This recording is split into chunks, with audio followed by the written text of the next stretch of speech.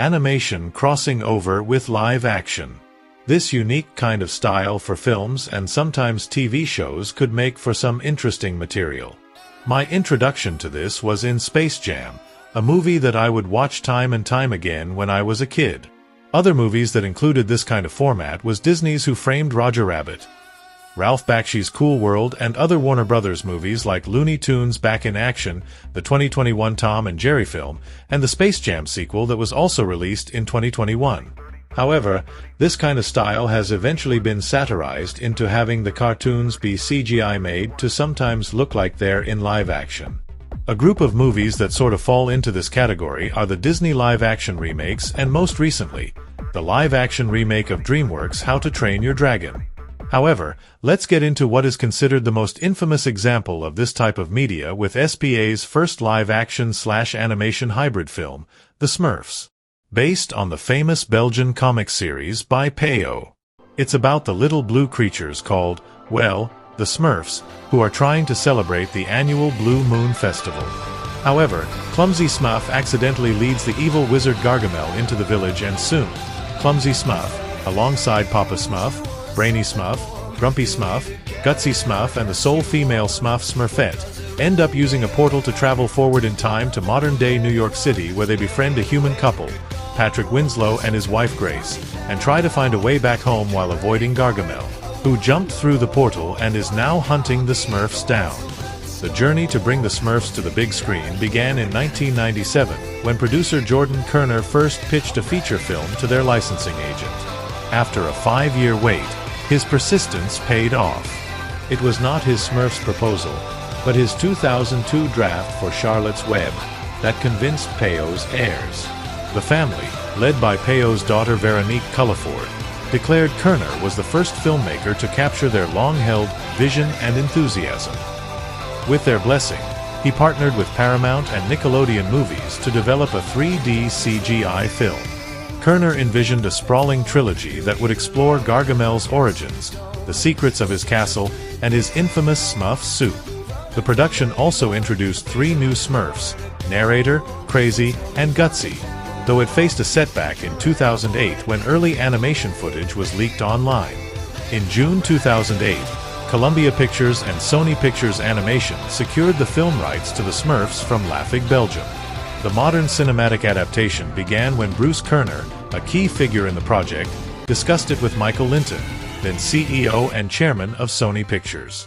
Linton, who had fond memories of watching the Smurfs as a child in the Netherlands, was enthusiastic about reviving the franchise and proposed a blend of live action and CGI.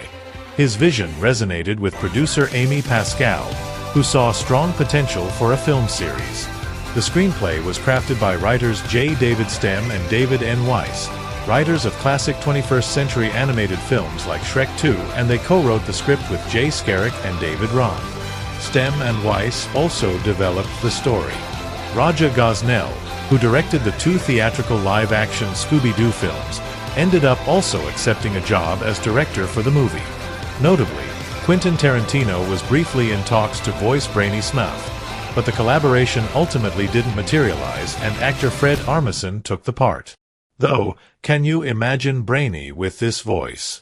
And then, just as Dorothy and the Wicked Witch charge at each other, BAM! Blowout fight scene. Principal photography for the movie began in New York City on March 26, 2010, taking over some of its most iconic landmarks such as the Russian Tea Room, Rockefeller Center, Brooklyn's Prospect Park, and FAO Schwartz, where Gargamel chases the Smurfs around, the latter scene of which took 5 nights to film.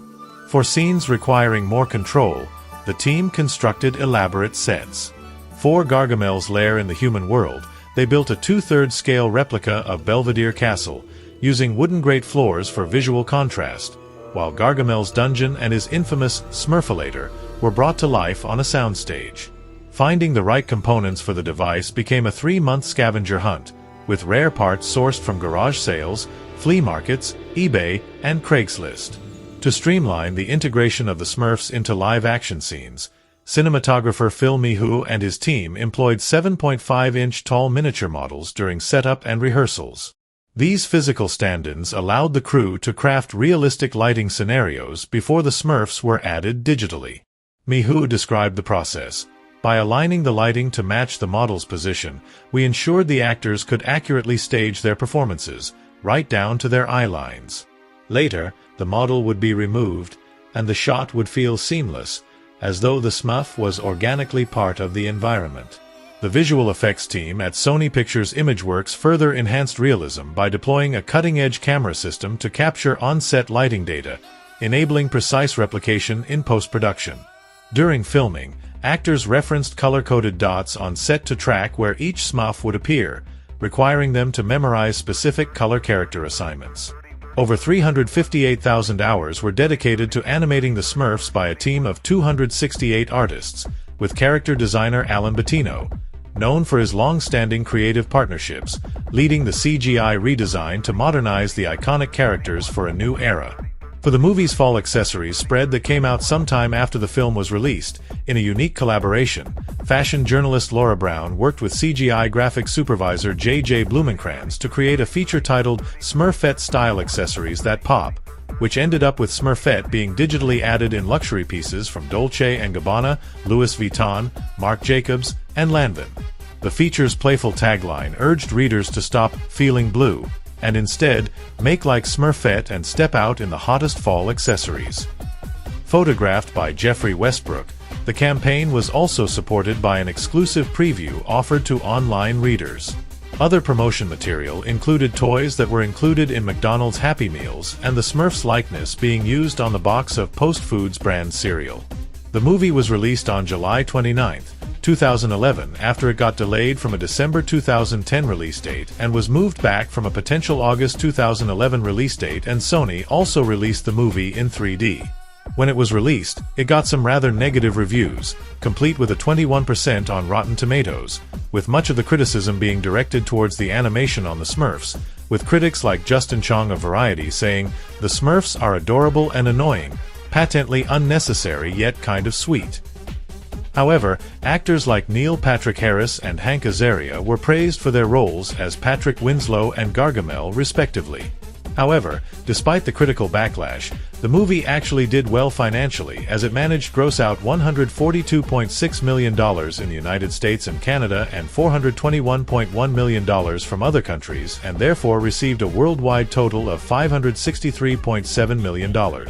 The Smurfs ended up as the 9th highest grossing film of 2011. It was Sony Pictures Animation's highest grossing film before it got dethroned by a future Sony animated film that came out 12 years later, but that's a story for another day. Oh, and just to let you guys know, on the movie's world premiere, the residents of Juscar, a country in Spain, painted their entire village blue, which has brought over 80,000 tourists, and decided to keep it that way despite Sony's offer to paint the village back to its original colors. The Smurfs was also nominated for some awards like Favorite Movie, Next Must-See Movie, Favorite Animated Movie Voice for Katy Perry as Smurfette, and Favorite Movie Actress with Sofia Vergara as Odile Angelou. However, Katy Perry won a Favorite Voice in an animated film. The movie had some tie-in video games, with one being released on a Nintendo DS platform and the other, entitled The Smurfs Dance Party, being released for Wii, both of which were released on July 19, 10 days before the movie came out. Nearly 5 months later, The Smurfs was released on DVD, Blu-ray, and Blu-ray 3D on December 2nd, which was accompanied by a 22-minute animated short called The Smurfs: A Christmas Carol, which is about the Smurfs joining forces to spread some Christmas cheer to grouchy Smurf in the style of the famous Charles Dickens novel, A Christmas Carol.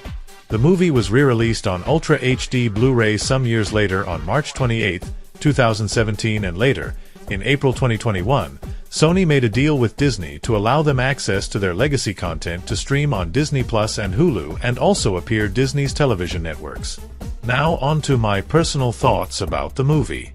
For the most part, I didn't think too much of it and thought it was just an okay film. Heck, I remember that after me and my mother saw the film, we visited my grandmother's house and on her laptop, I watched an episode from the Hanna-Barbera cartoon called Clumsy Smurfs: The Future. Over time, though, I realized that the movie is the typical magic creatures end up in modern world film that has been done before, with New York City being low-hanging fruit in terms of a setting, though I still don't hate the movie all that much. The Smurfs, to reiterate, is a decent film, but it's packed to the brim with such cliches and has very few redeeming qualities that you might think it's only good for a movie needed to kill some time.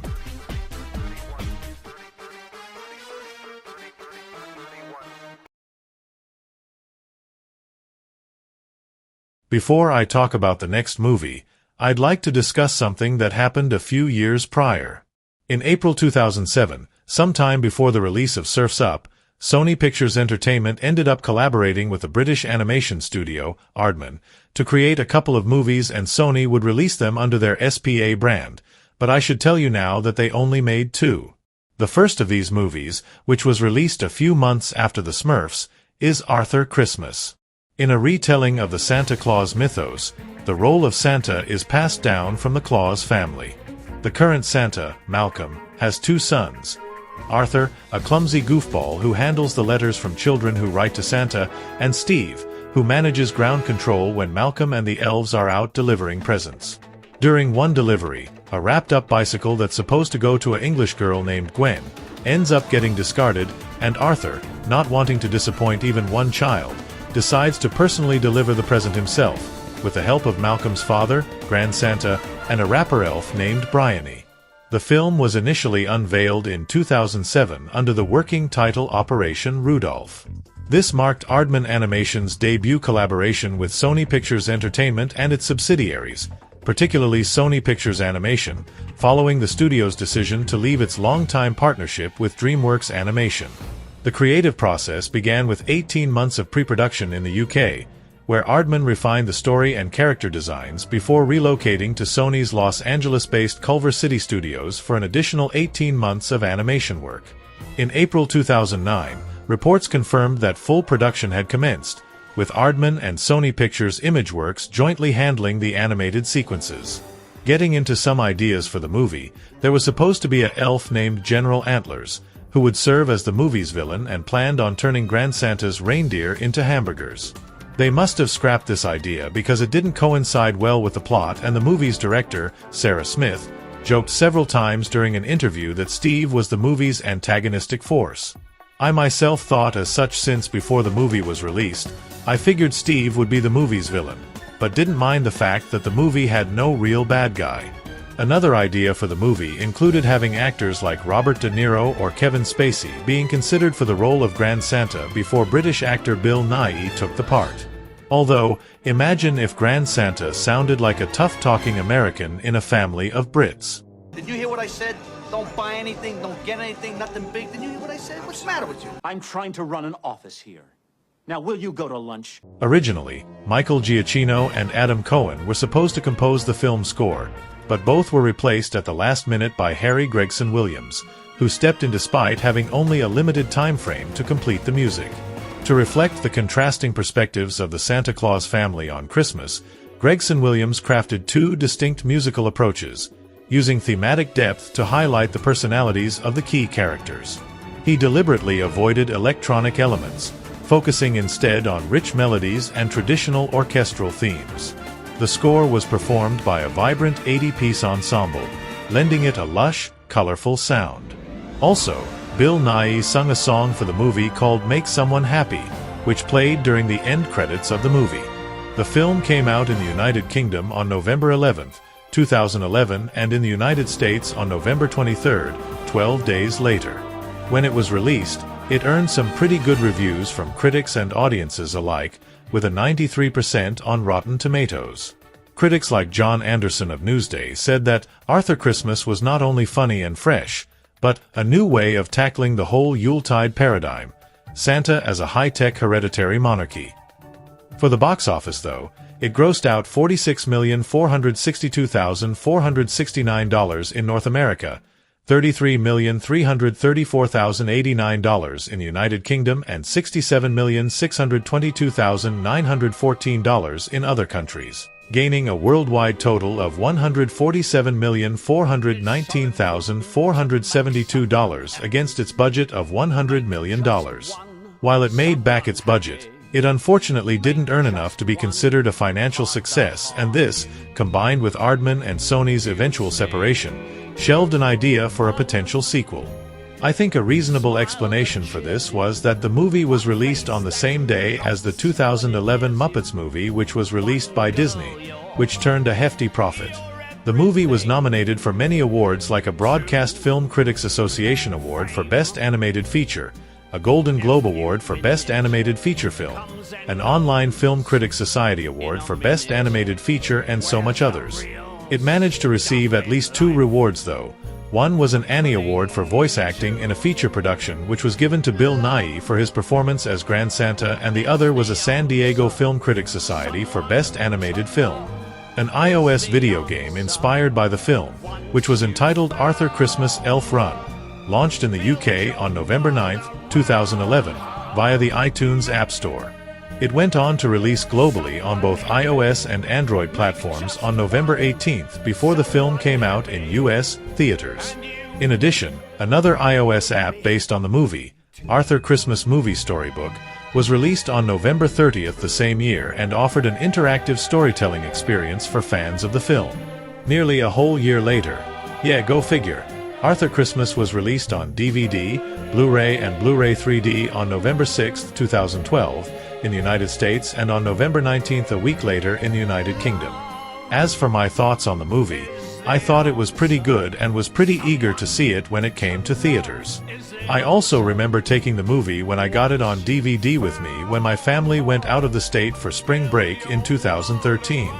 Oh, and before any of you guys ask, I have not seen the Disney Prep and Landing short films, and I do not want to make any comparisons between them and the movie. To put it simply, Arthur Christmas is what you get when you take the Santa mythos and be as creative as you possibly can with it if you have a decent story to play off of, and it's a shame Aardman and Sony didn't make the sequel because I would have liked to see where it goes.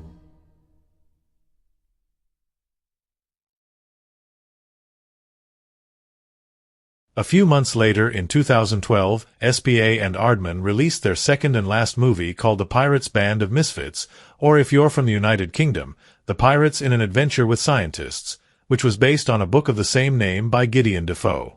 It's about a band of incompetent pirates and their leader, who is just named the Pirate Captain, wants respect from his fellow pirates by winning the Pirate of the Year award, but during one of their attempts to rob ships, they end up making the acquaintance of scientist Charles Darwin, who tells them that their parrot, a dodo named Polly, is a rare endangered animal, and the captain soon gets an idea to show Polly off to a scientist contest to win a large sum of money to submit into the pirate competition, but is unaware that the villainous Queen of England, Queen Victoria, has her own agenda in mind for Polly. Now, before I talk about the movie's production, I should note that Animat already talked about it in one of his animation look-back stop-motion animation videos, and I'm going to be trying to talk about some of the stuff he missed because I feel as though talking about the movie's production in length would be redundant since there's already a video about it. I'll leave a link to the video in the description box below. To start, the film was actually supposed to be released much earlier in the 2000 decade, as it was planned to follow Chicken Run after that movie came out back when Aardman partnered with DreamWorks. However, Jeffrey Katzenberg, who was head of DreamWorks at the time, felt that a movie about pirates wouldn't be a good investment. Considering the amount of pirate movies released around that time, he may have been right. Also, the film was supposed to be made in CGI, like Arthur Christmas or the Aardman movie that came before it, flushed away. But when the bigwigs at Sony saw the character models, they asked that it be made into stop motion. Though, some CGI was used for green screen-based backgrounds like the sea and the sky, and some hand-drawn animation was used during the travel montages that were seen in the movie.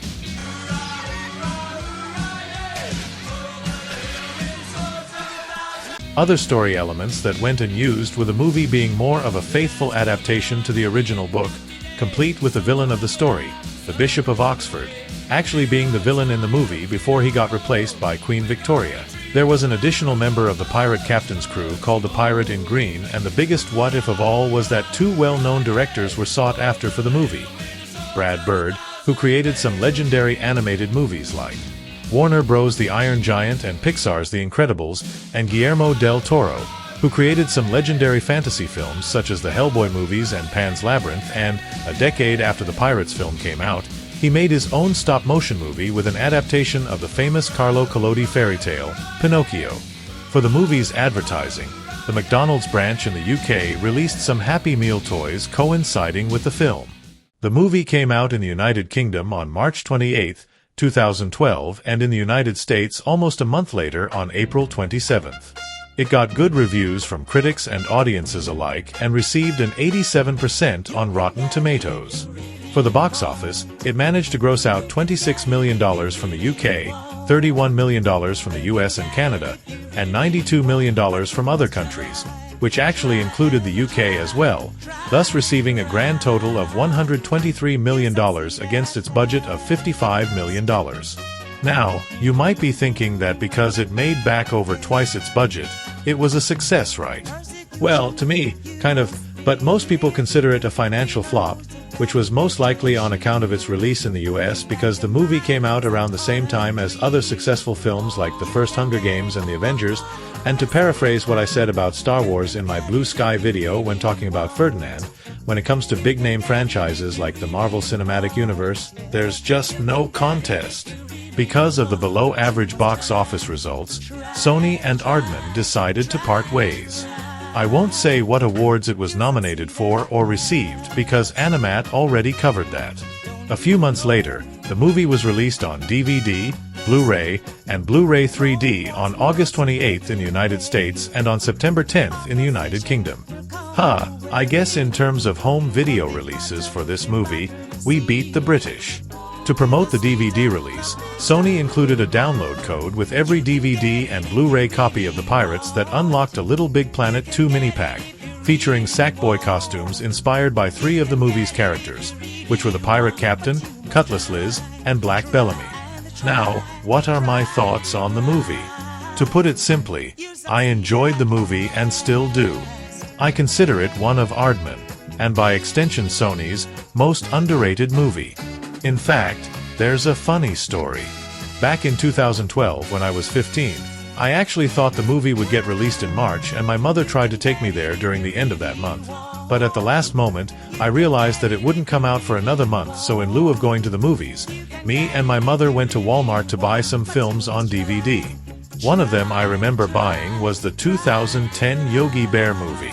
The Pirates Band of Misfits, I'm calling it that since I was born in America, does have the same appeal as Arthur Christmas as an underrated gem, and it's a shame Sony and Aardman split because they could have made more movies.